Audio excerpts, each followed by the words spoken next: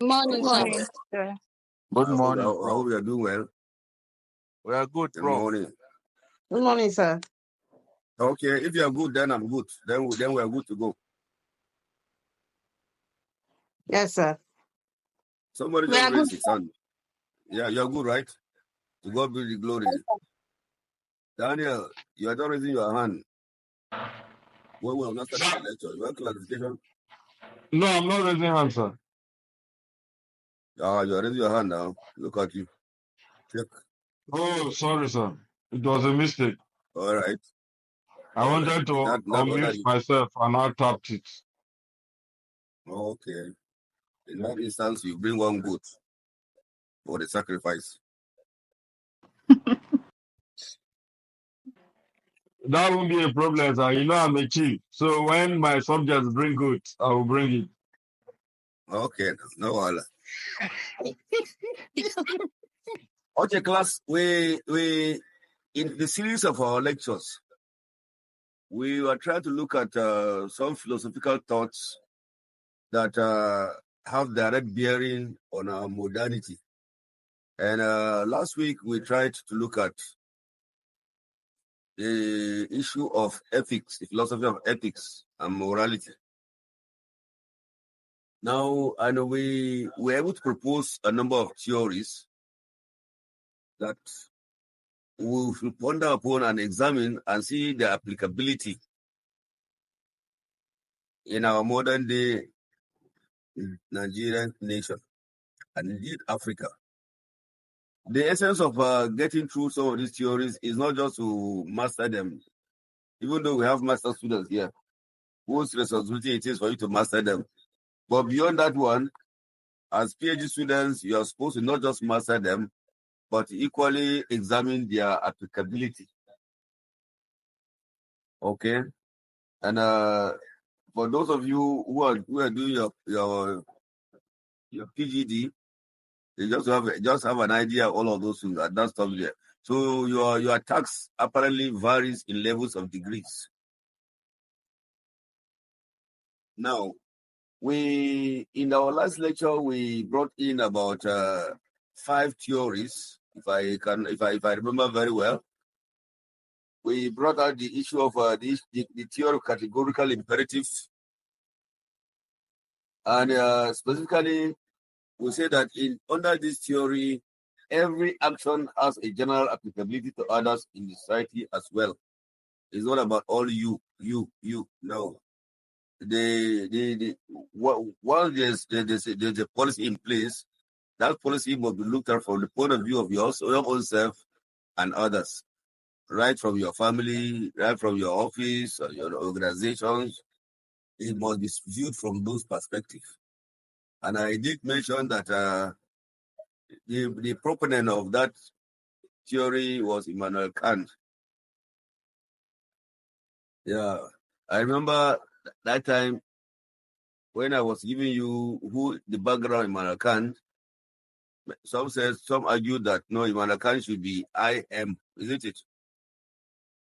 So, and I said, well, you are right if you put I am, but for Professor Danladi Atu, I use EM, and I have my authority to stand on that. Now, in his last Open Deus, that was the translation to Latin. You know, he argued about the issue of pure reasoning. And then Immanuel said that pure reasoning is not the end of philosophy. That pure reasoning must be accompanied with reflection. I think that was his last Open Deus that he put across.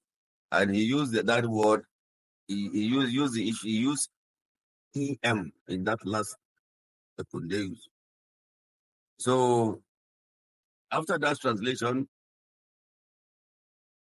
some authors are saying that he himself used EM. So, and when you look at EM, whether IM or EM, right from the German translation to the Hebrew translation to Latin translation to English translations, They mean the same thing. They mean Jesus Christ with us. Christ with us. All right? So they carry the same meaning. Therefore, you are not out of place if you use the present Emmanuel you used to know, or use I am, was originally used in his name. Okay? So this is a philosophy class. You must justify whatever action you use. If you look at the original Hebrew word too, either uses I am, but again, you see with the Latin translation, it uses em, which was his last treatise he wrote. The Open Days he wrote about pure reasoning. Okay, so I just feel let me make that correction because if as you Google, you going to see I am Emmanuel. But if you read his last translation of Open Day, he used em. So he himself preferred to use the modernized name. And the English version, which is the English variant of that name is being used as Emmanuel, E-M. Okay? So I felt let me just make the clarification to you so that you can be guided. So when you use E-M or I-M, you are still correct. So it depends on the version, the original version, or the English variant or Latin variant as you use, as the case may be. But that's why let me throw this light for you so that you know exactly, so that we know exactly in our discussion of philosophy, we stand by certain authorities and we are good, we are guided, all right? So we equally looked at the cost-benefit analysis theory. So apart from the categorical imperative, the cost-benefit theory, we looked at it. We look at the Aristotelian model theory. Can you, who are those who were in that class, in our last class? How many of you were there? Can you give us a review too? Daniel Makava, I think you were in the class last. Yes, I was in the class, sir. So can you give me one of the theories again? We talked about the cost-benefit analysis theory. Okay, what is that theory saying? One of the proponents of such theory is Marx. Yes. And he says that in everything we look at the cost and the benefits, the value of that action. So the value determines the decision that is to be taken. Yes. Let me give you an example of this theory. This theory has its wider applicability in the world. If a murderer is caught or an armed robber is caught,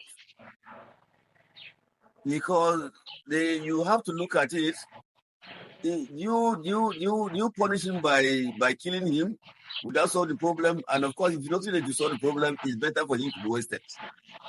And the lawyers will argue that yes, because he has been a killer, he should be killed as well. So this cost benefit, this is a clear classical example of the cost benefit theory. Now, whether you are right in the eyes of law, whether you are right in the eyes of morality and ethics. I told you that ethics is about determining what is right and wrong, all right, in society. The norms, against the background of the norms that have been put in place. Now, some religious organizations are actually kicking against this theory very well.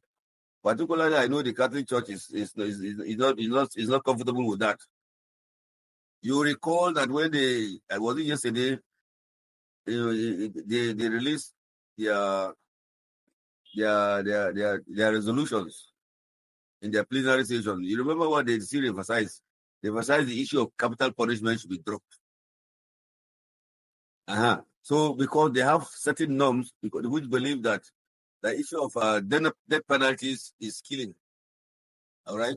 They advocated for other forms, but within within the universal context of our norms, the normalities of life, and the norms, of course, are predicated on our constitutions. The constitution is the embodiment of our norms because they determine our practices. So the society looked at the cost-benefit analysis. For you to remain to be killing people, it's better with the society does away with you. All right. So that's a clear example of the cost-benefit analysis. All right. So basically, we'll begin to apply some of these theories, and you find that some of these theories will find some conflict along the line as we move, as we analyze it all. Okay. Okay. Who was in the class again? Can give us another theory that we discussed last week?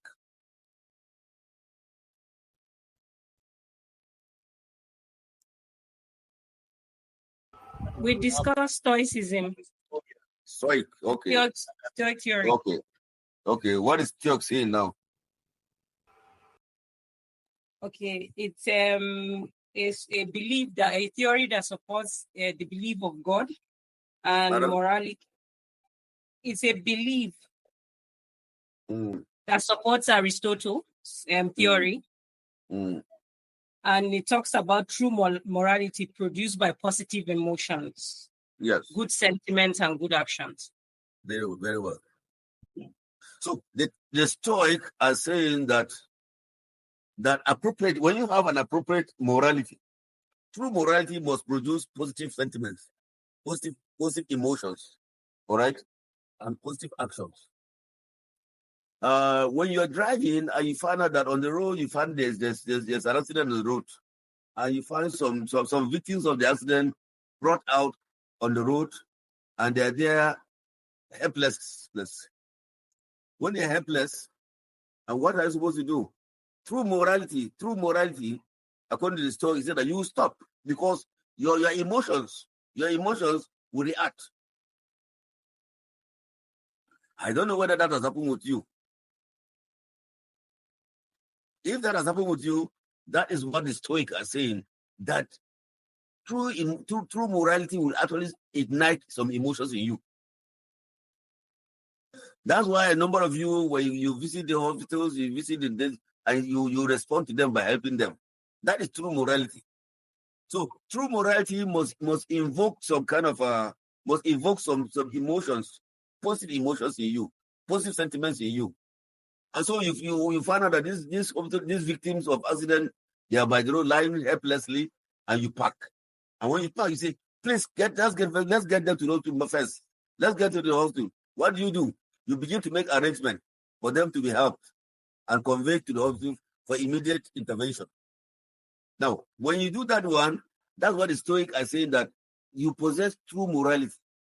Because true morality must give back to what? To positive emotions, positive sentiments, and actions. And you took action. What was the action? You had emotions because you stopped and care and looked at who they are. When you saw them, you have empathy on them. All right? You demonstrated empathy, and that empathy is the sentiments that you demonstrated. And anything you don't want it to touch them. And the action you took is that when you do what? Please, let's arrange for anything to convey them to the nearest health facility. You can see the argument.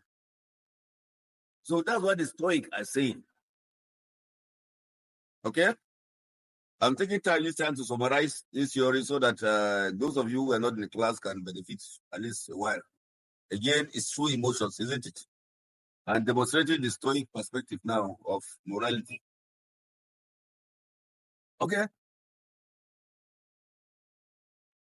Can somebody rewind what we did too?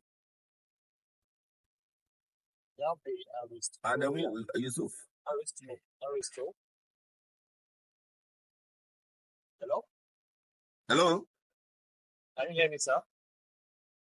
Can you be louder, please? I said we have the Aristotelian. Yeah, that's a serious theory. Yeah. What is that theory saying?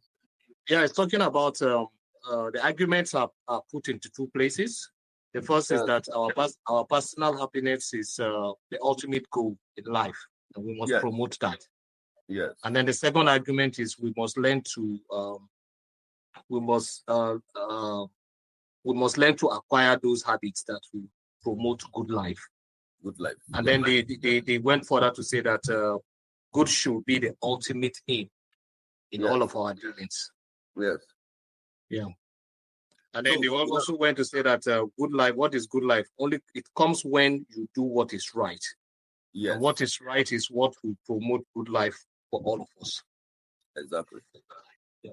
Thank you very much. And let's give an example of that person who was traveling and suddenly he met an accident on the road and he stopped by. All right. He was moved by positive sentiments arising from his emotions. And he took positive action by conveying the people to a health facility. Now, that person will be very happy, won't you? If you are the person, you go home satisfied because you saved some lives. Am I right? Am I right? You're right, sir. Yes, sir. Because by the time you get home, your emotions will not prick you. You go home satisfied. Yes, I met an accident and I facilitated the conveyance of these victims to the hospital. And thank God they came out alive. They were treated and have been discharged. That is happiness. According to this theory, the restaurant theory, that is good life. That is good life because it promotes your personal happiness. All right? Okay. We talked about another theory again. I think that's about the last one now. We talked What is that about one? Institutional theory. Edith, let me hear it from Edith this time around. yes, sir. We talked about institutional theory. Yes. And we are made to understand that from this theory, we determine what is right and wrong as a product of different principles, what Yes. we learn and what we are taught. You know, it Yes. said principles must be acquired and learned. That's what Yes. they believe. Then you gave Yes. example of children who are being brought up when they are born, that we teach them how to do certain things, right from how to use the toilet, how to greet, how to behave. So these are Yes. things we learn as a child. Then we also Yeah. need to learn how to cook as children. As a grown-up there coming up, you will learn how to cook. You know, Yes. your mother must teach you those basic things you need to know, and that's how you grow with it. Exactly. So the institutional theory says that you must build positive intuition, all right, in people. Your children, when they eat, teach them that after the meal, they should come and tell daddy, thank you, mommy. That is good intuition. That's what you're laying solid foundation for good morality, and then that will lead them to good life. Okay, so basically, what Rose, a woman, thank God, was a woman that propounded that theory in 1928. When Rose propounded theory, she was looking at the young people, the infants, all right, and children, and she's saying that the way you build the capacity of children, the morality of children, will apparently affect society. I think that is her theory is finding very serious way into our national life, isn't it? So the way we bring up our children, the way we educate our children, that it matters a lot. It matters a lot because don't neglect this basic thing, this rule of gratitude, rule of respect, rule of non-inquiry, and so on, faith, and so on. All of this. Rose she's saying that we must begin to promote this one for children, so that we build a good moral society and ethically balanced society. Okay. Now we went ahead to say, okay, what are the benefits of this ethical philosophy in our Nigerian nation? We try to give us some benefits, isn't it? Can we identify some of these benefits quickly? Ladi, were you in the class? Yes, I am. Okay. Can you reflect on what some of the benefits? One of the benefits is chapter 4 of our Nigerian Constitution. Yeah. Where we give moral ethics. That's our fundamental human rights: right to associate, right to assemble, right to privacy, right to life. Yeah. Respect for freedom. Yes. Okay. Okay, that's all right. Go ahead. Who again?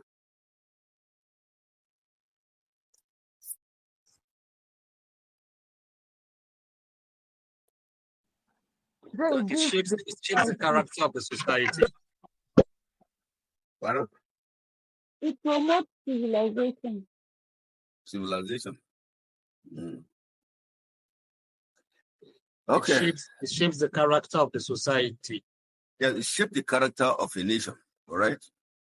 So the character of a nation or a community is seen by the way the norms of that society are practiced and upheld. So the way you practice your norms and belief system, that's the way you are seen. Okay.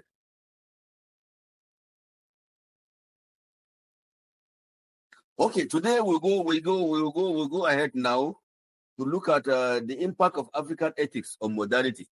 Now, Africa has its own peculiar ethics as well. What are the ethics and morality in Africa? In African philosophical thoughts, that do we have our ethics, or we rely on the ethics of the Western world? Because it has been proven that we use the ethics and morality of the Western world to guide our norms here. And that has had profound negative impact on our developmental approach and growth as a nation and Africa as whole. Now, it is important to say that morality and ethics are deeply rooted in African philosophy. They're deeply rooted in African philosophy. And because of that deep rootedness, there's always a conflict between African philosophy and the philosophy of the Western world. So what are the key features of African ethics that has found its way into the Western world? Now, arguments have been that the Western world has contributed in bastardizing African philosophy. I equally say that African philosophy has equally affected the development, the approach of modernity in Africa, in our present world, particularly as from the 19th century upwards. You find that African philosophy has found its way. For instance, one of the greatest features of African philosophy is the ethics of what? Of communalism, as against the ethics of individualism in the Western world. Now, communalism is a philosophical thought of Africa that posits that man does not live in isolation. Man lives in company of others. Man lives in community life. So communal life had been one of our basic facets of our norm in Africa. And communal life, even when you have food, you feel that food is not you alone. That food belongs to all of you. And so the tendency is that Africans believe that once food is ready for all. It's not ready for some. And it's against the individualism, the ethics of individualism in the Western world, where if you're not invited, even if you find them eating, they give you newspaper to read while they eat. All right? But Africa, in Africa is not like that. Even where you're in a journey, you can stop by and ask them, please, they give me water to drink. You have water? I need water to drink because I'm thirsty. They will give you water. If for sometimes you don't need to ask. Once you enter a house, the first thing they will do is that they will give you either kunu, they give you water or some kind of something to take. All right? So to empower you to continue your journey. Now, this philosophy of communalism is the most cherished ethics of Africa, or ethical value of Africa, and which we must not allow it to die. It is being practiced all over the African countries. In some, maybe we'll try to cite some few examples and see how they relate to us. The Ubuntu philosophy in East Africa is a good example of philosophy of communalism. Now, that ethical value is saying that man is connected. Man is, because you are connected. There's that issue of interdependence, which is a very cherished value. You're connected with some other persons. In fact, that even when you get married, you are married to the family. You are married to the people. You're not married to your husband alone. Okay, so the Ubuntu philosophy went ahead to add another value to communalism by and bringing in the value of what? The value of interdependentness. In other words, you cannot do it alone. You must depend on another person. And we've seen the concept of interdependent cropping up in modern society. When we begin to have ECOWAS, when we have UN, when we have AU, are they not international organizations? That means they are borrowing from African philosophy of Ubuntu. The Ubuntu philosophy is saying that you cannot do it alone. You need to come together and cooperate with other people so that you can make progress. And so you are making progress only because you need other people. So the issue of interdependence apparently has its own roots in African ethics. Apart from the Ubuntu, we have the Alpha, the Ifa in Yoruba. The Ifa, I don't know if I don't pronounce. Those of you who are Yoruba can correct me, please. I just pronounce it the way it is written. The Ifa philosophy is a philosophy of ethics that's saying that you are connected not only to your brothers and sisters, to your neighbors, but you're equally connected to your spirit. And so you should be guided by even your spiritual norm. The Ifa philosophy is pushing further to say that whatever thing you do, you'll be connected to the world, to the other world, you'll be accounted for in the other world. And so when you feed somebody, the Ifa is saying that your spirit will be happy with you. When you are wicked to somebody, the Ifa is saying that the spirit will visit you.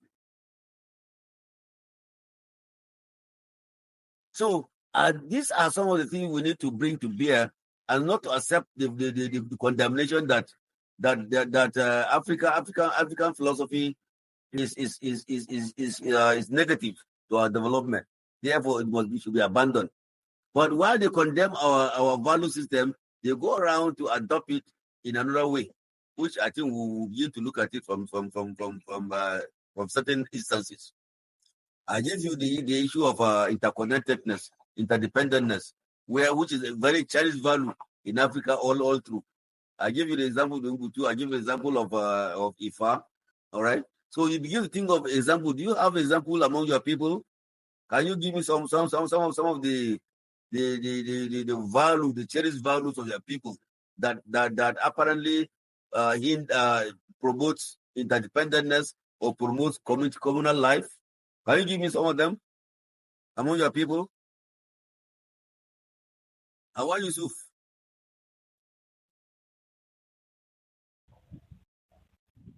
Yeah. Yes. Where? Which community are you coming from? From Zaria. From Zaria. The Zaza. What do you call them? Is it the Zaza or the Zazagi? Which one? What do you call the people? Zazagawa. Zazagawa.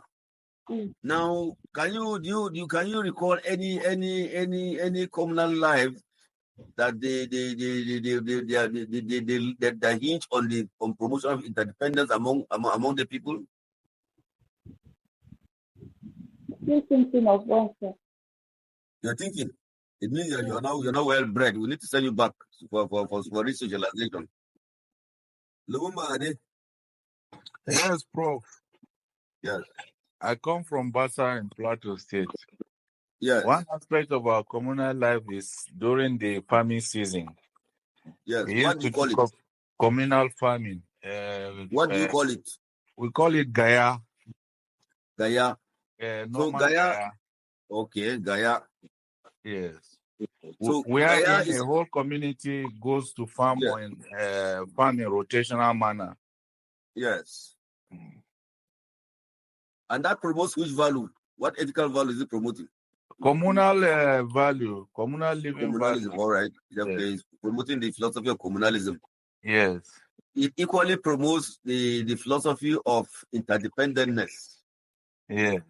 As practiced by the Ubuntu in East Africa. Right? So the issue of Gaia is a phenomenon that I think virtually all the communities in the north practice, isn't it? It's an ethical philosophy that is practiced virtually among all the communities, particularly in the north central area and on the far north. They equally practice Gaia as well. So Gaia is a principle that's saying that we will do things cooperatively and interdependently. They'll come to you, contribute, all hands are on deck to cultivate your farmland. And then from there, they move to another place again. So they do that one so as to do what? So as to promote communal living and interdependence. Now, when children are brought up in this kind of value system, they'll begin to value other people. Am I right? Very correct, sir. Good. So, Lumumba, can we now say that Gaia principle ethical philosophy is dying or is growing? Well, with mechanization and our movement from subsistence farming to commercial farming, it's gradually dying. Okay. Is it not possible that it can be redefined within the new dispensation of our developmental approach? Can it not be redefined? It's possible, but it's going to be difficult. That's why you are a philosopher to look at it. Look at those value systems. But you cannot allow that value system. Can you find out ways of communal life that we can channel it? Yeah, it can be considered, but looking at certain other variables in the face of modernization, it will not be that easy. I think this can be taken as a research topic for Lumumba. Yes, there's nothing impossible because you are in academic class now. You must explore. Okay. That's why you're here to find solution to it. That is a task. Okay. Now. You must explore the philosophy of Gaia and see how that philosophy can be adapted and redefined within the context of the new dispensation. Okay, Prof. Yeah, we are here to look at tax and then how to resolve those tax and how to bring solution to the tax ahead. It's a problem. That's why we are here in this class. Okay, so, sir, can we also say it's also communal the practice of when an individual is getting married and then you see contributions coming from all corners, from the relatives, from your brothers, from friends in the workplace. Can we also relate it to this? Yes, that's interdependent now because they will do it tomorrow. They'll go to your side. That's why I asked Lumumba, can you look at other perspectives to which this Gaia can be promoted? Because if there's marriage ceremony, if there's a death in the family, you see people contributing by bringing food, isn't it? But today, it has that instead of you, if you're bringing food to you, they come to eat your food again. While you are mourning, you are providing food for people. Is it not the problem now? I remember in my community, which is very close to that of Lumumba, my community, the chiefs have to set laws now that once there's bereavement in a family, there's no cooking. Nobody will cook. So don't come with your mouth because you want to come and eat again. because it's against the moral philosophy of our people. The only way you can celebrate is if the person is elderly, 70 years and above. All right? That's because you will now celebrate life. But somebody who's maybe in the age bracket of 50 or between 40 to 50 is dead. And you see, come back again, you're mourning, maybe you're breadwinner. You're mourning your breadwinner, and then you are saying that you provide food, people are around, provide food. I think the traditional rulers, the traditional institution have banned that one. So this is a way of reinventing our moral philosophy. Okay, let me hear another community. Can someone give us Omoni say Is it a woman or a man? Yes, sir. I'm a female. Okay, I have not seen the follow Shade. I didn't see the follow Shade before. Good morning, Prof. Good morning, class. And you can give us some philosophical practices among your people that portrays this communalism or interdependentness. Okay, so I'm from Kogi. I'm from Kaba in Kogi State, which is the Yoruba-speaking part of Kogi. Yes. And there's something that we do, which I think is also common in Southwest generally. Yes. When a female is getting married, that's during the traditional wedding, where they bring all the engagement things like the yam, the fruit that the husband people will bring in. You have they do in my place. You share it amongst not just the immediate family of the bride, uncle's uncle, the father's brother will come, and everything that has been brought for dowry, including money that has been brought for dowry, the fruit, the yam will be shared amongst almost everybody from the wife's side. So even if it is one banana or one yam, you are taking something from from the dowry that has been paid. And I think this is communal. I think yes, it falls under the communal. So what do you call it? What do you call it? You yourself don't even know it. No, give us the native philosophy. Yeah, this is called Eruyawo. Like when Eruyawo is like the things brought. Eruyawo? Yes. Okay. What is Eruyawo saying? What is that philosophy saying? That you share, like communally, you have to share among not just the immediate family that will enjoy from this whole. So in other words, Eruyawo is a philosophy. It's an ethical philosophy of sharing. All right. Yes, sir. Good. So you are bringing the perspective now of sharing as a value in Africa, which we must not allow to die. All right. So, ladies and gentlemen, do you have other philosophies of sharing among your people? Lumumba, you're raising your hand again. I'm not, Prof. Okay, take it off. So, Daniel. Yes, sir. Mine is to elaborate on this communal farming. In my place, we used to do the communal farming, especially among the youth. We call it Idogode. Idogode. The name is gotten from evening farming. In the morning, because of civilization, I'm from Edo North. In the morning, the youth, they go to school. When they come back from school, they form themselves into group and go to help their parents from one farm to the other. Gradually, it was now dying out. But currently, what they do now, the local government have acquired some tractors. So they put money together. You see 10 people, 15 people from different families come together, contribute money to hire the tractor and use it to work in their farms. They will have a roster. Today, the tractor will work in this family's farm. The next day, they will move to another farm until they go around all of them. And it helps the communal now is in a different form, the communal farming, and also they have bigger land to till this time using the tractor. Thank you. So you can remember, you can now see how it's been developed now in other communities who you need to learn.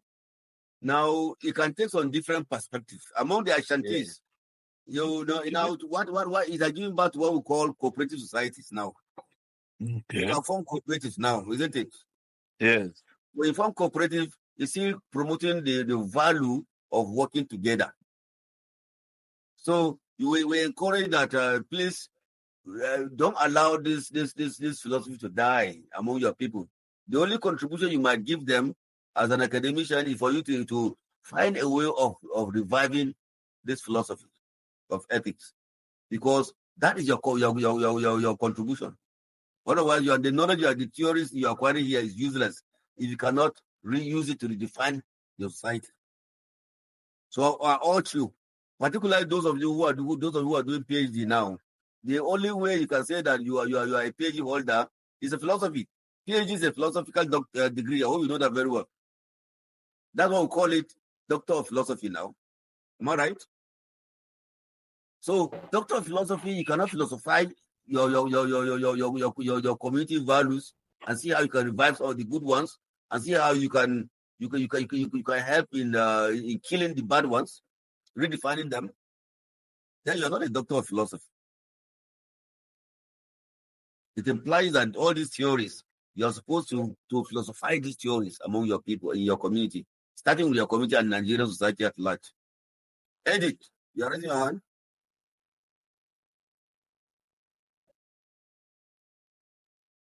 Edith. I'm trying to find out if this one from my place. I'm from Igbo. Yes. And we have what we call Omada. Omada. Omada is the daughters that are born in a particular community.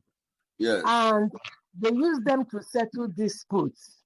If there are families that are having disputes and they cannot manage it, they will invite Omada, and Omada will come and investigate and ask questions, trying to find out who is at fault. And there and then, they will establish, the judgment. Whoever that is at fault, they will tell the person, and whoever that needs to pay fine, they will tell the person. So the whole community obeys their decision and their judgment.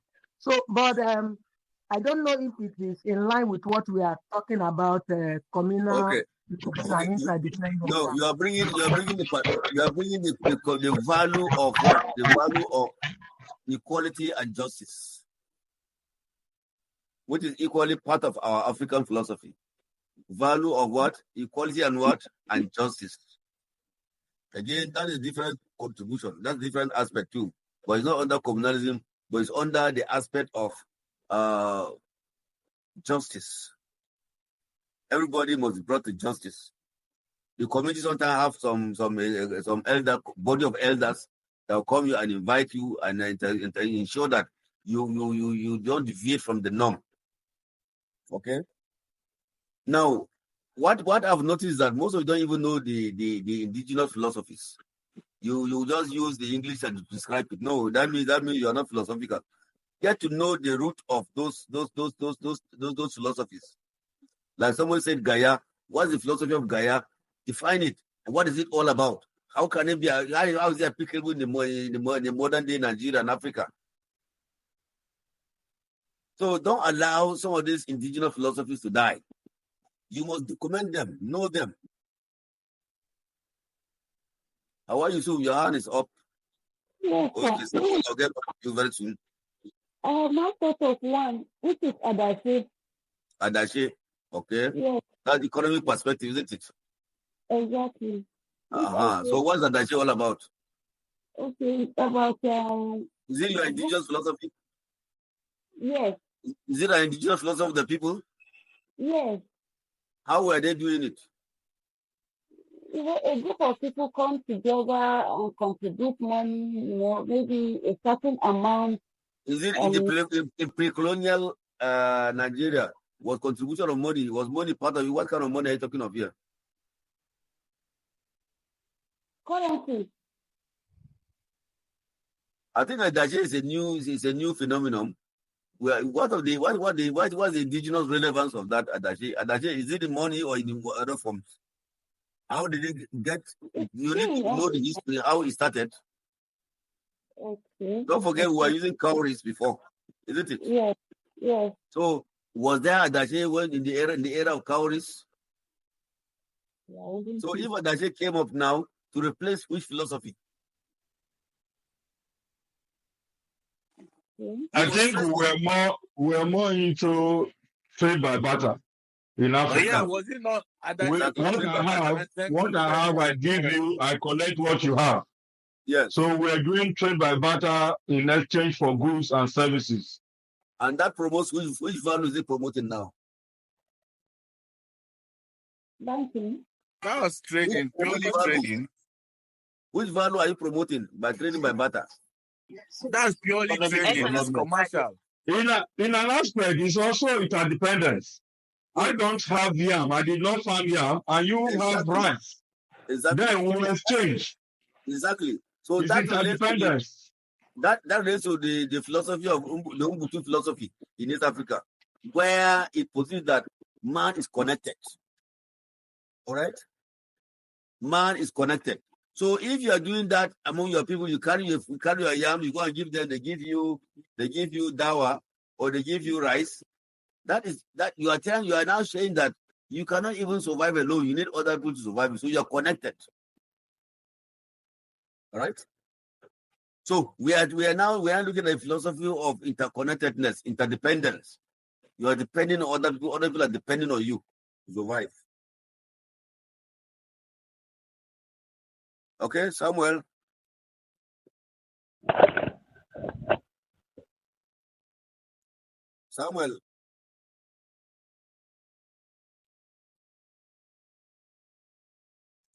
Eddie. Yes, sir. Yes, go ahead. Ladi, I'll get back to you. You have answered me, so I'm sorry. Okay. Ladi. Yes, sir. Good morning, sir. Good morning, ma.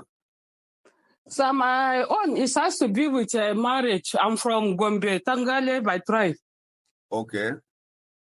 So in my place, any family that has a lady, yes, when she reaches the starting age of marriage, yes, there's a thing that we call land adult. Land adult. Land adult. That is a granting of benefit. Okay. Because it's a must. No, okay. So where the women of the clan will come together, because that's a must as a part of the wedding starting of the wedding. Yes. So even if you are marrying a white man, that provision must be made. Okay.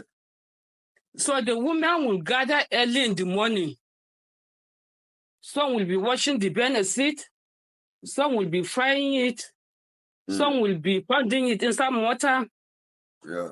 The olden days, they have to use a grinding stone to grind it. Okay. Some women will be packing inside a basin because there are certain basin that they must gather inside. So what is the relevance of that in our value system? So it's togetherness. You come for my own, when it's my turn, another one will come. All right. So promoting communality, right? Yes, sir. Okay, and interdependence. All right. Yes, sir. That's yes, good. Sir. Now, I have not seen Farouk. Yeah, I wanted to ask Prof that as a philosopher, what extent do you determine what you think, the values that you think are not good for your society and you want to bring in change, especially if that value has been there and it works for your society or for the culture. I'll give an example. For instance, if you have a culture that feels, if you have a visitor, part of, you just give example of how, when we're talking of those theories that we had last week, how we offer drinks to our family, to our friends, to our visitors. So for instance, if you have a culture that offers wives to their to their visitors. As a philosopher, you feel this isn't well, and then you want to change it. What extent do you determine good from bad in your society as a philosopher, especially when the philosophy has been there and it's working for your society? Yes, if it's working for your society and it's producing progress, because philosophy is a product of reflection. Philosophy is a product of asking questions. All right. So it's not all about you sitting down and determining it and saying it's philosophical approach. That is not philosophy. Philosophy involves you interacting with the people because you're asking questions. You want to know why they do certain things. All right.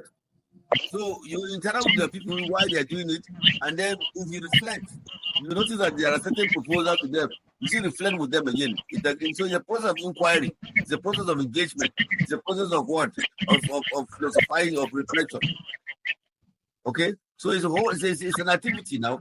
Philosophy is an activity. It's not something that me and you will sit down like that and say, no, it should be like this. So let's go back and do it. No.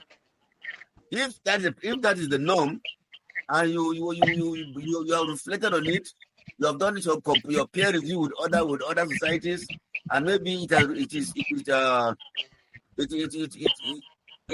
is not bringing much progress to the community. So a matter of now reflecting along with the community, reflecting and then bringing some peer reports to them. Let them reflect, and that's the issue of engagement now, isn't it? So philosophy is not a one-off activity. It's a continuous engagement and reflection. Until such time that the community now feels that, well, this is retarding development. Why not like this? And of course, they will treat it but it's not a one-off, it's a continuous process. All right? All right, thank you, sir. And then you continue to rationalize. Eventually, it will come to stay. If it pays more, it's more beneficial to the community. Okay, Ladi again. Ladi. Ola Tubi Ade. Ola. Yes, sir. Thank you, sir. Yes. So just to share just one more from my community, it's a very popular one in the Egba land. So Egba people are known for one unity that is very unique in Yoruba land. They bond easily, and it is known that they don't argue among themselves. But then there is a philosophy that is called Owe. So whereby if a farmer cannot afford to farm, his neighbors and friends and family will come and assist him to do the farming with no expectation of getting anything from him. But in return, this will now bring about them coming together later in the evening to share food. And the idea of the sharing the food is that they want to share storylines, experience, and other historical situations among themselves to guide the community. So they call it Owe. So there's an adage that says, I want to send you Owe, means that I want to send on an errand that I will not pay you anything for. So it's rooted in Egba land as Owe. Okay. Thank you. Now, let me caution you here. All these contributions we are doing is to open up channels of your research work, so to open your eyes to areas of research. Don't forget, it's not about just going through the coursework and you feel that you are finished your program. No, the essence of this course is to open your eyes to areas of research. So you begin to redefine your research work now. Some may begin to, like Lumumba brought the issue of Gaia. Some can assess the relevance of Gaia, all right, in promoting economic activities or in promoting economy of the people of Bassa area, or among the people, or among the now central people of Nigeria. So somebody is bringing it away. How is it now? Look at it. Does it, if you are doing security, you look at how does it promote security life, communal security? They go call community security. All right, we are going back to it now, isn't it? Community security is about communalism now, is it not? when we come out all to defend our community. We used to have community soldiers now, don't we? Is it not? So the idea of this course, this philosophical course, is to open your eyes to so many areas where you can now begin to redefine your thesis or your dissertation or your project, as the case may be. So take note of some of these gaps that we're opening. So these gaps will be one, maybe that's where you now channel your research towards filling the gap. After all, research is about closing a particular gap, isn't it? Like somebody brought the issue of somebody from Kogi. There was this issue of, is it dying or how is it promoting, or how can we define it? Somebody brought the issue of the person from the last person that spoke about is it Musa? Is it Farouk that brought this idea that as a philosopher, what do you do? Now look at this. Those also some of the value systems that are in practice. You can now begin to assess them and find out what is their relevance in promoting development, particularly in our 21st century development. So begin to take note of some of these gaps. We are supposed to create gaps, to look at, identify the gaps, and how can our dissertation fit into this gap? How can our thesis fit into this gap? All right? Martin. Yes, Prof. Thank you for the opportunity. Good morning, Prof. Good morning. Yeah, I'm from Benue State, a TV man precisely. Yes. I'm a Catholic priest. Yes. So there is a concern that I wanted to share, but I've been holding back. And then the concern that someone raised, which has been a bias that has been going against my people for a very long time. Because so far as since I grew up to be a man, I've been hearing that story of hospitality that is being misconstrued amongst the thieves, you know. Yeah. Yes. So it comes from this philosophy of the thieves that says Ayatutu. Ayatutu promotes communality, it promotes hospitality, it promotes seeing another human being as a fellow human being. Yeah. And this was the concept of a typical team man in those days. And so a team man, because sees you as a brother or as a sister, will not mind, which I grew up, I experienced that was the fact that someone will not mind leaving his living room to give you a full hospitality as a visitor. Yes. And there were abuses at that point in time where some persons in the process will want to take advantage of that, because don't also forget that the people then used to marry a lot, as in having many wives. And so some persons who were visitors will abuse that hospitality and want to take advantage of a team man's wife. And I tell you tomorrow, if you want, you try it. To touch any man's team man's wife, that is where you see the true colors of a team man. And so these were some of the things, and some of them got away with this, and it became a story that when you visit a team man, he will give you his wife, based on the concept of this hospitality Ayatutu that they had, promoting commonality, promoting to seeing another person a human being. And so you have to treat that person nicely, especially when the person is a stranger. You welcome the person and incorporate the person into the society. But unfortunately, that backfired.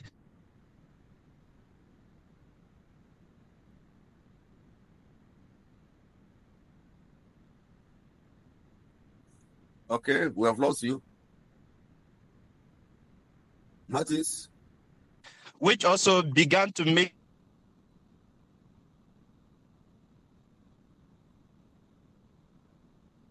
Well, we're not getting this.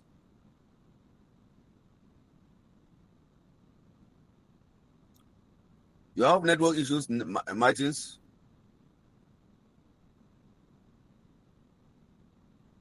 Oh, we lost Martins.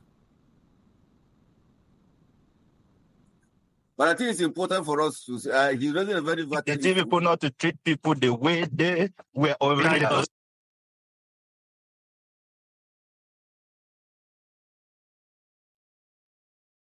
Okay. Okay, Martins, are you done? Yes, Prof, I'm done. I think the net is what is posing the challenge. I'm done, Prof. Thank you. Yeah, because you brought in one issue that the network was not happy with you. Sorry to the network. You brought that issue. The network is not happy with you at all with that issue. We were thinking that we'll start going to Tifland so that they will welcome us. You are saying that it's not actually like that. So that's what the network decided to disappoint you now. Sorry to the network okay. Now that creates Martins. That creates a philosophical gap for you now. The philosophical value of that concept is not well perceived and misrepresented. That is a challenge. That will be a concern for you, which you may bring out a research that can address that. All right. Maybe if you succeed in correcting that, put in the right perspective, I'm sure maybe you will have made your contribution to the development of Tifland and Tif philosophy. Yes, Rob. Yes. That's why you're here anyway. So you're supposed to change that narrative. How do you change that narrative? You must get it as it is by exploring it to close that gap of misperception. Okay, Farouk, will you again? Yeah. Yes, sir. I think you have you've answered what I wanted to suggest, and I think it's beyond just Nigeria. We have this same kind of conceptions in other African cultures. So it wasn't specific to any tribe, for instance, in Nigeria. And so, but you've answered what I wanted to say, that it's a good opportunity for us to also try to right the wrongs or to right the wrong perceptions people have. Exactly. Then I wanted to also bring there was a culture in the core north where in the past, young boys are brought together. In the past, we do not do circumcision at birth.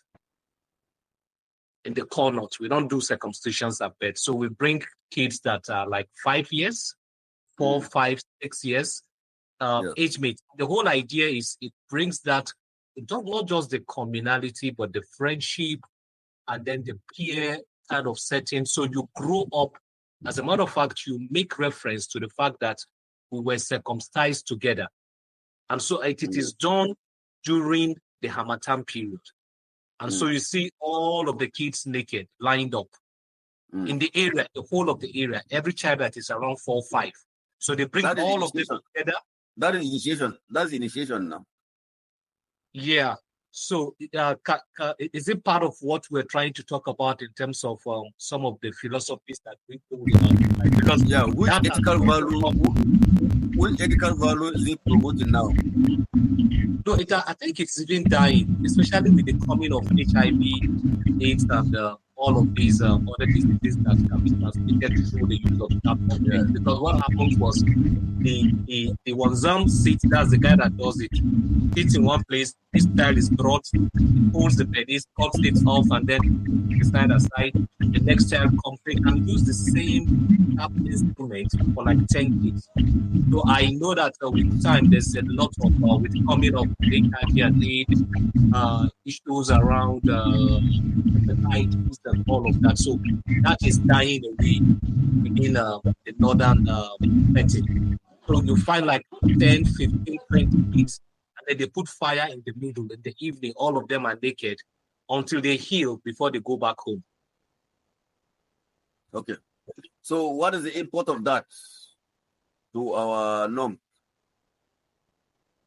Well, I think the whole idea of that philosophy worked in the past in terms of you see even kids that grow up and go into politics.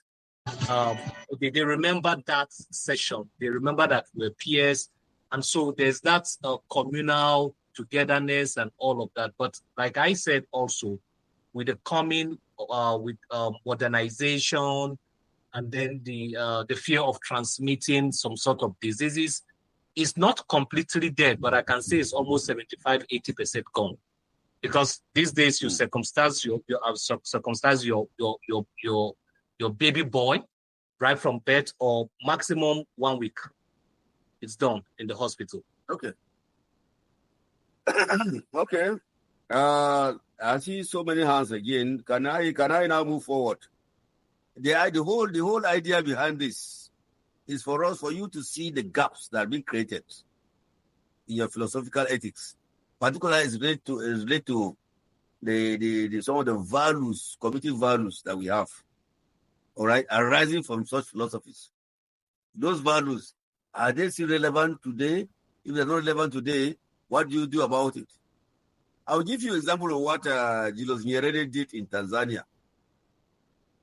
This is a classical example of a politician, a philosopher, who equally made contributions to reviving or some of his ethical values and philosophies in Tanzania. You recall that in 1969, Julius Nyerere introduced what we call the Ujamaa in Tanzania. Those of you who are students of history, sociology, political science, you know exactly that. You come across the concept of Ujamaa. Now, the Ujamaa philosophy, I think we are going to do this Ujamaa, but now next lecture I'm going to take it in details.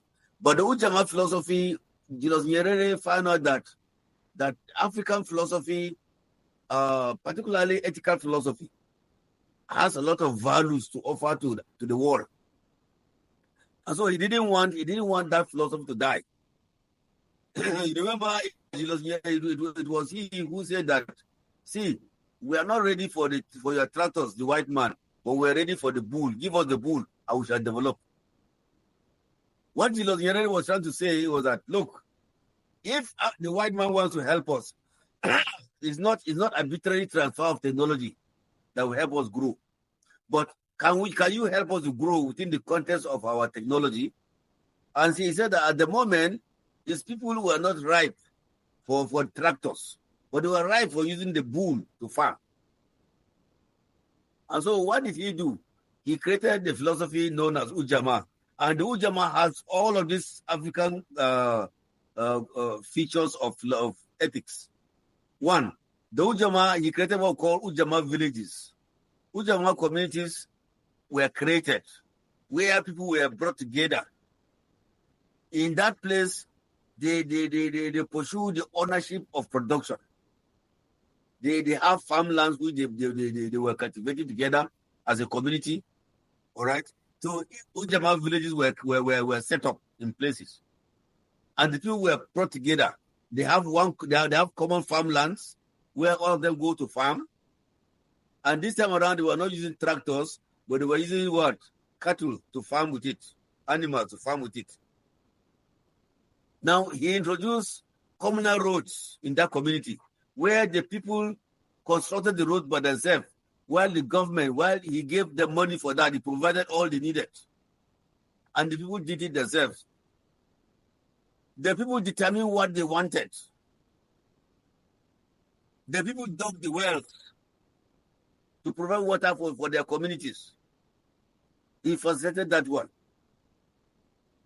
The people built the clinics where they could get healthcare services. The people could provide security for their people, for themselves. So the Ujamaa villages and communities were established across Tanzania. And so he called it the Ujamaa program. Now, you'll find that if you examine the features of the Ujamaa program, you find that it promoted communalism, number one. Number two, it promoted interdependence. Number three, it promoted justice because the Ujamaa had the Ujamaa Council, where offenders were brought to that council and prosecuted. Sometimes when you go and steal yam, all right, they will ask you to go and cultivate 30 stumps of yam or heaps of yam. You must go and cultivate it. There was this time that one young man was brought to the council, and he was asked because he stole what? He stole the this thing they use in there as it looks like corn in Tanzania. So he went and cultivated it without the consent of the community. the Ujama community. And they provided the food for him, but they told him, next season, you cultivate more because you must bring more to replace that one. Because what he said was, hunger was his problem. If hunger was your problem, you were not supposed to go and steal. Therefore, in the next farming season, you're going to cultivate this one and give it back twofold. So you can see there was justice in the Ujama communities. There was economic growth in the Ujama communities. And the question is that why did they die? That one is for us for another interrogation. We'll come to looking at the Ujama program in Tanzania. So I'm just trying to put across to you that the African ethical philosophy apparently highlighted the issue of communalism, number one. Number two, it highlighted the issue of interdependentness and interconnectedness, which is number two. Number three, it highlighted justice and equality. And number four, it highlighted economic growth through cooperatives. Number five, it highlighted community security. So these are major features of African ethics. And now you will notice that in the whole of this one, in all of Africa, it highlighted the issue of respect for elders, respect for law, the norms of the community, So these are the critical ethical features of African philosophy. 5 of them, which you must look at it against the background of your community. See, are they playing out? If they are playing out and then they are dying, what are you supposed to do? What are the gaps that have been created? That's why you are there. Okay?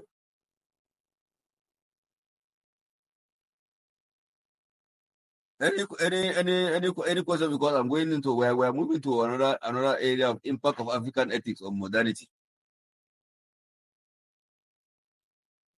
Now, you will notice that modernity has come in. Our way of doing things. We are shifting away from communalism to individualism because of modernity. We are shifting away from communal work. The Gaia one, as pointed out by Lumumba, is dying because of modernity. We are shifting away from communal security because of modernity. And don't you think that there's relevance of our African philosophy in our development? Do we rely on Western modernity only? But it's important it's very instructive for us to note that even the Western world is borrowing from African philosophy now. In as much as they condemn our ethical philosophy, in as much as they condemn our value system, but they're equally going around to bring it to adopt it. For instance, there is the rise of inclusive growth now in our economy. All right? And inclusive growth is a post-World War II phenomenon, which says that that development perspectives must be inclusive. And so the world is pursuing inclusive growth now. And what is inclusive growth all about? Is inclusive growth not it does not relate to what Lumumba was telling us about Gaia? Does it not relate to what somebody came up from Cleveland was trying to give us the perspective of communalism? Inclusive growth, if you look at it, albeit it is all about community, about communalism. Today, they have brought out the theory of inclusive growth. Now, if you look at the works of Pound is spelled P-O-U-N, Pound and others, Pound et al., 2015. That's our authority now that we're citing to push the point that the Western world is apparently imbibing African philosophical values of ethics. What Pound argued that for growth, for development So to be sustainable, it must be inclusive. That's why you find out that if you go to in our traditional societies, you find that if they see a road spoil and then there's a problem in the road, the erosion is eating up deep into the road, they will park their bicycles and sit down and begin to do the road without anybody telling them. So you can see Stoic philosophy playing out now. Who says that it must give birth to what? Positive emotions. Somebody within the road is just passing and they find that the path to the community is spoiled. He does not need anybody to begin to give him money to come and repair it. You see them coming out to repair it. Can we now not look at that and say it's part of the inclusive growth? That's what Paul is saying. That look, the very normative way of life of Africans is now finding its way into modernity, into modern philosophies of economic growth. And so that for economic growth to be sustainable, it must be inclusive. All right. Number two, we see African philosophy of ethics playing out through grassroots development. Today, we are promoting grassroots development. In place is grassroots development, not communal work. Is it not anything, Gaya? It is. So when you are pursuing grassroots development, the reason why grassroots development is failing in Nigeria because it refuses to be inclusive. When grassroots development is inclusive, it means that the people are carried along. The people are involved. The people drive the process. So what is the nature of grassroots development in your area? Is it failing or is it prospering? If it's prospering, why? If it's not prospering, why? Can that create a gap for you for research? So I want you to examine the issue of grassroots development, and this grassroots development contains 5 major components. One, there must be economic development within the grassroots. All right. The issue of somebody may mention of the issue of Adashi and the rest. It is just to promote economic growth. Somebody may mention about the setting of cooperative societies. All right. Cooperative instead of cooperatives. Cooperative society will now begin to do what? When there are cooperative society, you pull all your resources together, and that's communalism. All right. Grassroots development will look at security. How are you driving the wheel of security? Are you waiting for someone to come and give you security? That's not grassroots development. Number 3, grassroots development will pretend that you have you must promote communal justice. All right. Grassroots development will promote work for everybody. People must be involved, will be actively involved in the aspect of the community development. So all of this are components of grassroots development. And we are saying that now that we in fact in 1976 we have the local government reforms, and the aim of the local government reform is to bring government closer to people so to promote grassroots development. And when you bring it back to the people and you impose people on people, people don't even know how the local government chairmen were elected. You impose on them. You don't allow to decide what they want and what kind of development they want. You sit down and say you want to provide health clinics for everybody, every community. Is that what they want? Let them want to determine what they want, and then it form part of the agenda of the policy of governance. When you say you want to give me clinic, and I told you that number is American, I want a well because I don't have water in my community. That's my priority. Does that signal grassroots development? That's not grassroots development. Grassroots be the drivers of the wheels of development. So unless we now borrow some elements of our African ethical philosophy and value system to bring it to bear in grassroots development is not sustainable. It will die. As you can see, grassroots development in Nigeria is more or less a charity. It's a charity.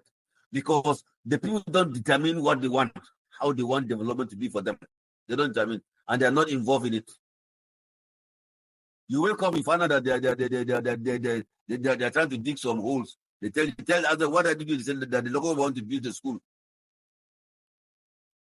The community is not consulted as to where the school should be sited, what kind of school they want, whether their priority is secondary school, primary school, and so on, or adult education centers.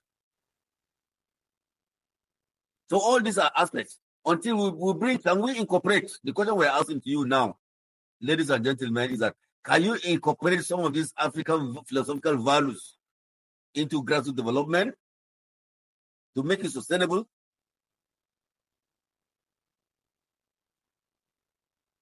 Number 3, aside from the inclusive growth, aside from grassroots development, there's a perspective for integrated approach to development. What is integrated approach to development? Integrated approach to development is that all aspects of society must be integrated to bring a holistic development. You must aggregate the issue of human rights, the issue of economic growth. You must aggregate the issue of education. You must aggregate the issue of economics to bring it to bear. Let it be looked at it in an integrated manner to promote growth in the community. And you can see that in all of this one, security is becoming deficient. It's becoming deficient because you rely on imposition of security architecture. Can we propel community security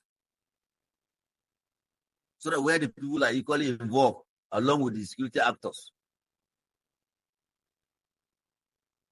I was listening to the presentation made by the DSS. I think he made a very wonderful presentation, and that promotes the issue of community development, community security as a component of grassroots development.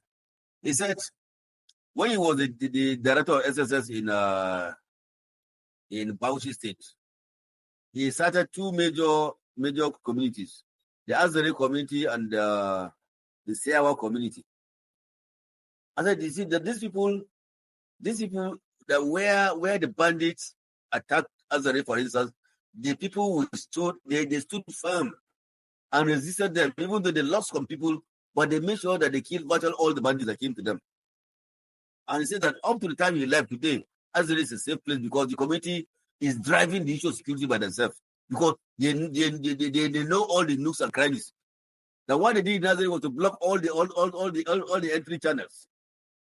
That in the attempt to run away, they were close cut. And since then, the bandits have avoided Azare.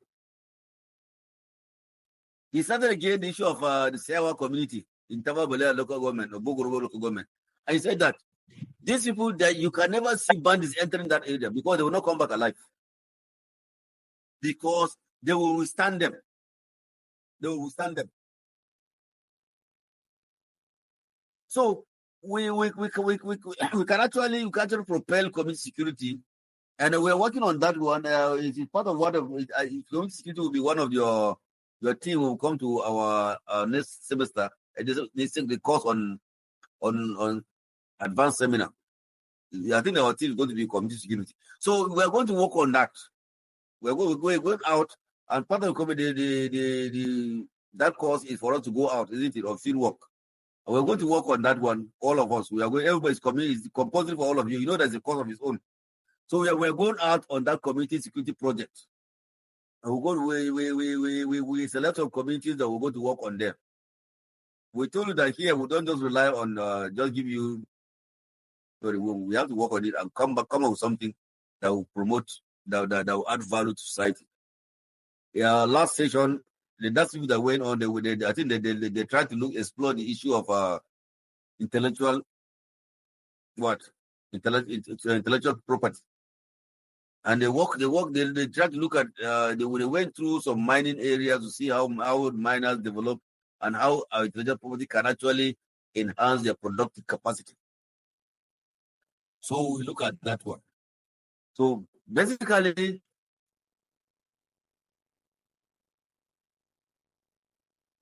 what we're saying is that African philosophy has a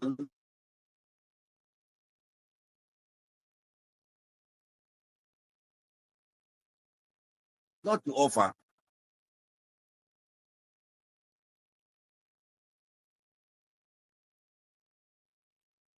In one, economic growth. Two, grassroots development. Today, ethics. Let me reframe the questions. Let me make it shorter for you.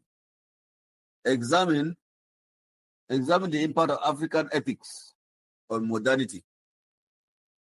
Lost out.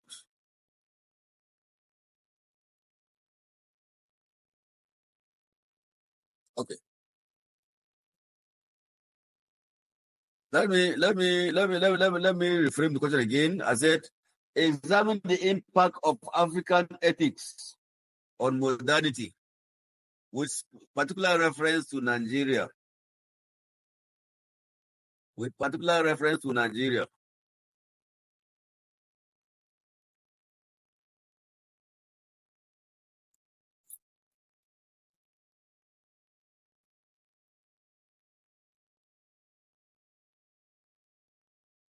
I have earlier not told you that we might not write exam on this course, but I decided that we were going to write exam because most of you don't attend classes.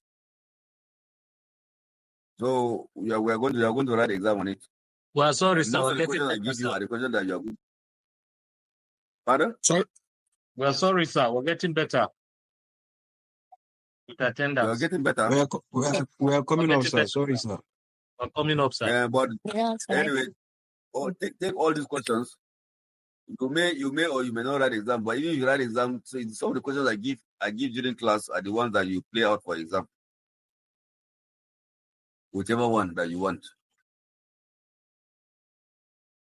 All right. Sir, what is the percentage of attendance, sir? 70%. From the attendance I have, some of you are almost losing it already. You must attend 70%. Otherwise, you will be qualified to cross over this course. And I'm very strict about it. Sir. Because this is philosophy. It's not something that you can just copy from somebody. You can see from the discussion that ensued among us. You have learned a lot from each other. Yes.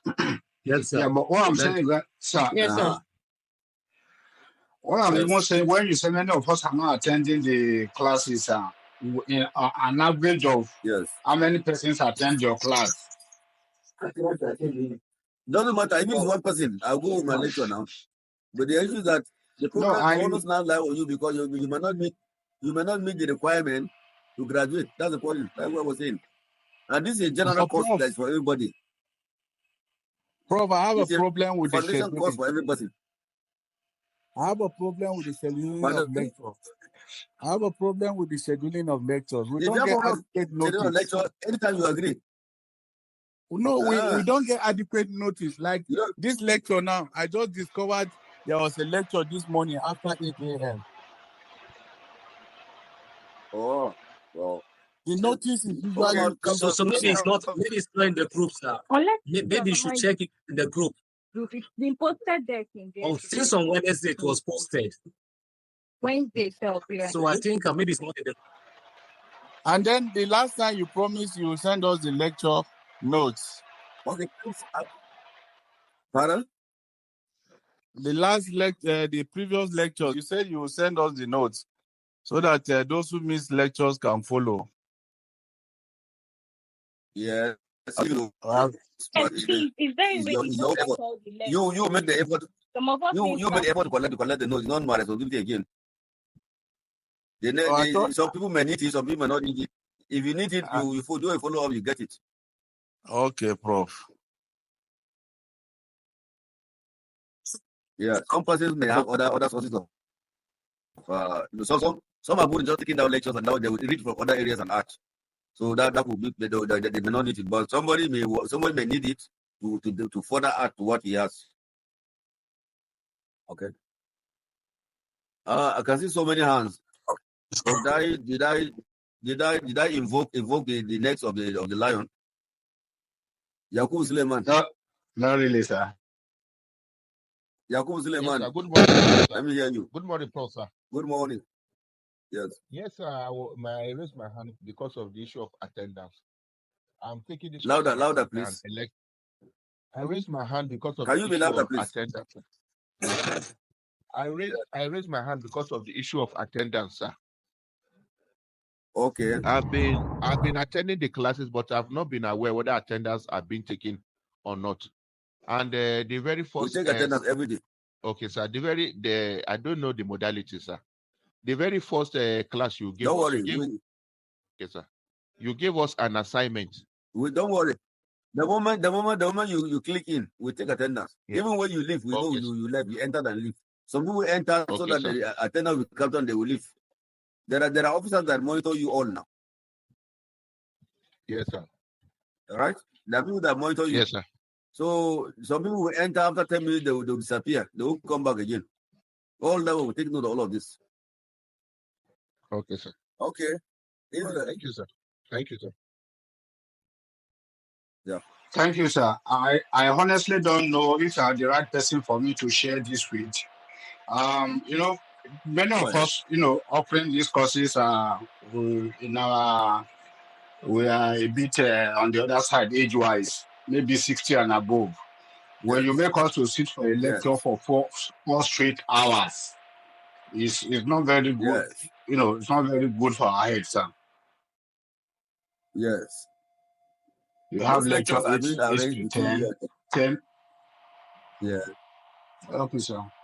You can take Oga. You know what? At your age, you need it more. Do you know why? Because your cognitive rejuvenation is high. And take 10 minutes, stretch out, come back, is good for you. All right? Okay, sir. Yes. It's you to arrange it. After every 1 hour, after every 2 hours, take a break of 10 minutes, take water or a cup of tea, or don't take beer. All right? So stretch it up, come back. Yeah, thank God. Yeah, that's basically what I'm saying. That a 30 minutes break will Nigeria is not finishing lecture 10 o'clock. You are starting another one. You will arrange it. You arrange it now, Oga. Okay, sir. It's a flexible program now. You can arrange it. You can arrange with your lecturer now. Okay, sir. Like for instance, for me, I'm going to give you. I will not get up to 10 o'clock. Maybe I give you like 5 minutes. You add another 5 minutes. You go for break. Maybe you go and take other things and come back after 20 minutes. All right. Thank you, sir. Nothing stops you from taking break, and then you 10-20 minutes for yourself. Nothing stops you. There's a flexible program now. But all we're trying to say is that try and participate. Okay. Hello, sir. Hello, my lady. Yes, sir. So I've never missed your lectures, but I'm just asking how many assignments are we submitting? Because you always give, and me, I don't know which one we are submitting. Don't worry. I've not asked you to submit any for now. I only told you to submit one. The one of last, the first one. That's what I said submit.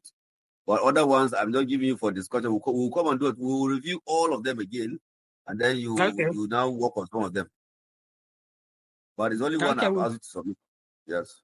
But later you change that one. Now it's only that I can't even remember. You gave us one, then you later change to another one. Yes. Any one of them will matter. Compare with your friends, with your colleagues. Okay, sir. Yes, lady. Thank you, sir. Yeah. Dati.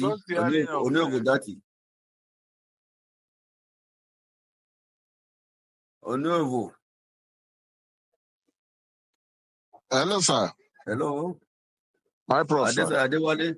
Yeah. Go ahead.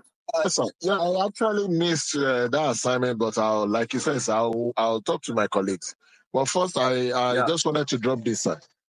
First, I must appreciate you, Prof, for the way you are handling this course. You have made it very interesting for us. We must appreciate you for that. And this goes to my colleagues. I think that this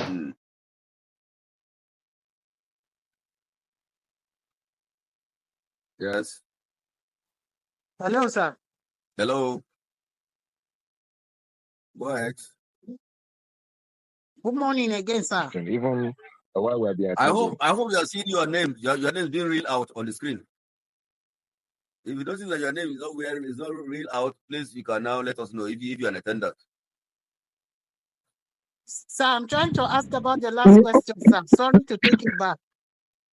Ask about what? The last question you gave us, I didn't get it, sir. It has been posted on the screen for you now. Oh, really? I missed it. I didn't see it. Okay, let me check, sir. Check your screen. Okay, sir. Thank you, sir. You're welcome.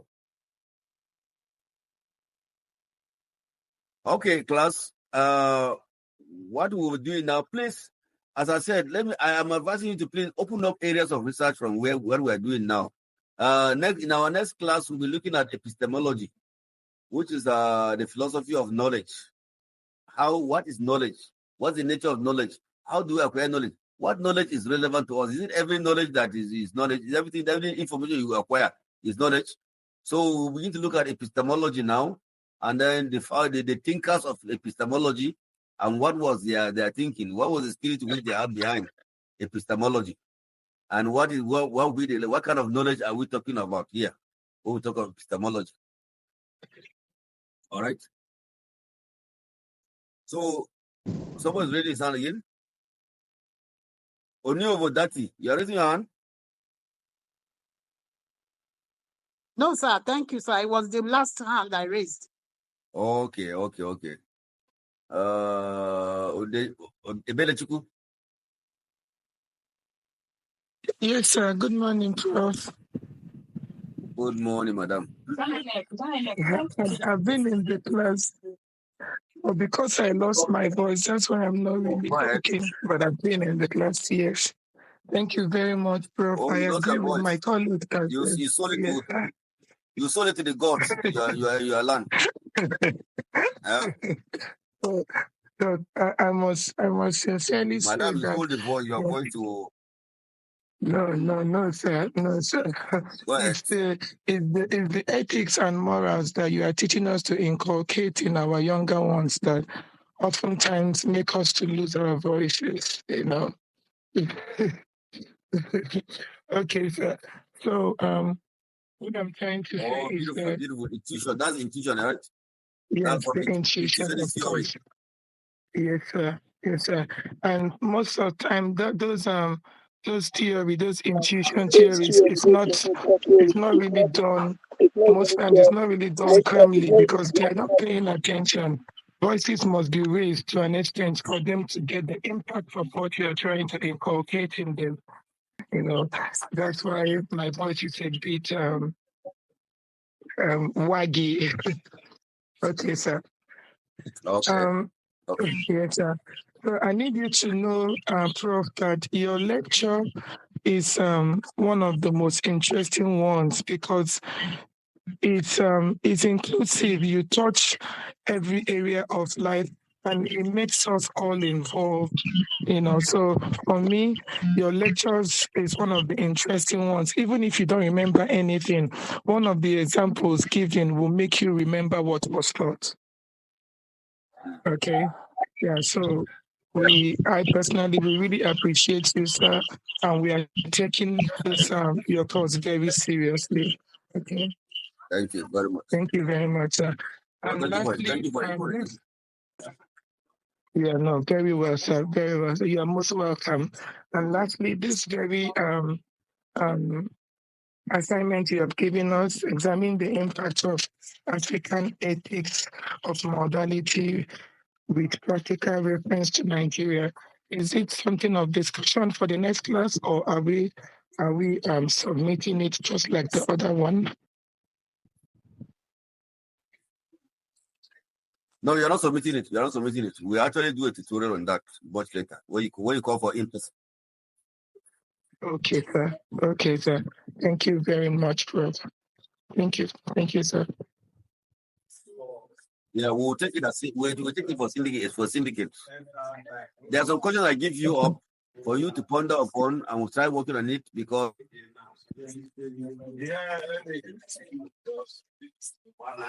Okay, sir. Okay, Prof. Okay, Prof. Thank you very much, Prof. I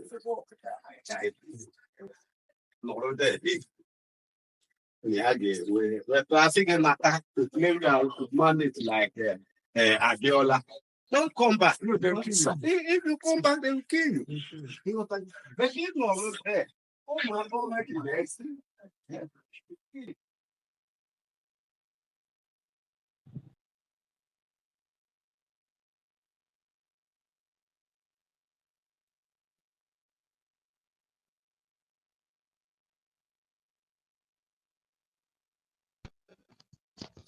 Are we still in class?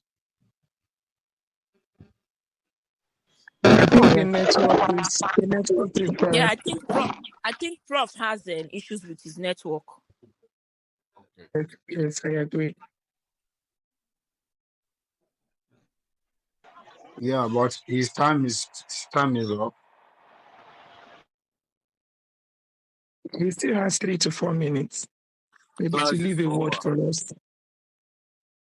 Give us 5 minutes for a break. I'm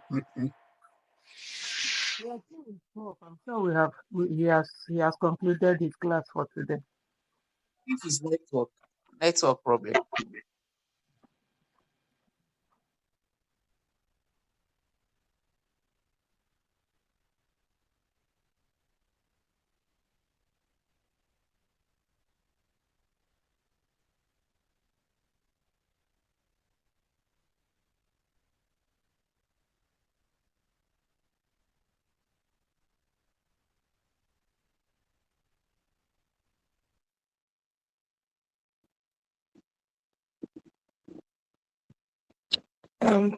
Please, admin, is it safe for us to exit this class now to move to the next class for 10 a.m.? Naomi, are you still with us? I think it's wise. It's wise for those who have 10 o'clock lecture to proceed for the next one. This is over. Okay. Thank you, Daniel. But I think Naomi just resurfaced again. So let me ask her, admin, Naomi, do you think it's safe for us to exit this class and move to the next class for 10 a.m.? Please give us a go ahead, okay? Thank you.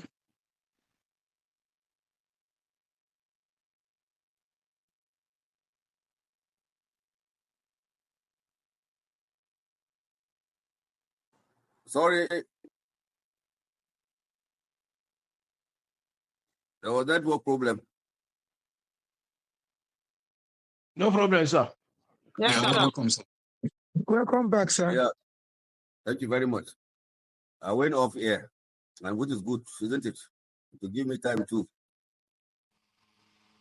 Well, I think, yes, as I said, yeah, it's 10 o'clock now. So you have other lessons. So just strengthen up and proceed to other lessons.